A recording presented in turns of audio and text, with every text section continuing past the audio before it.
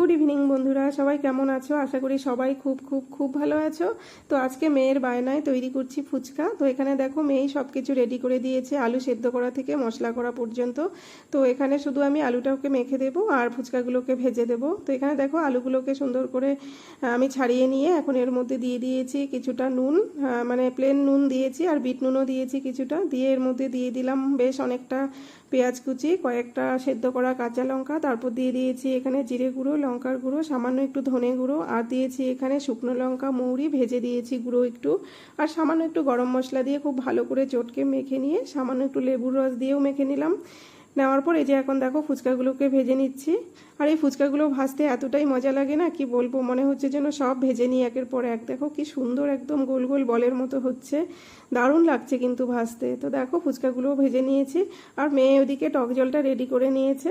তো এই দেখো সবগুলো ভাজা হয়ে গেছে, এখন আমি একটা খেয়ে দেখি কেমন হয়েছে আলু মাখাটা।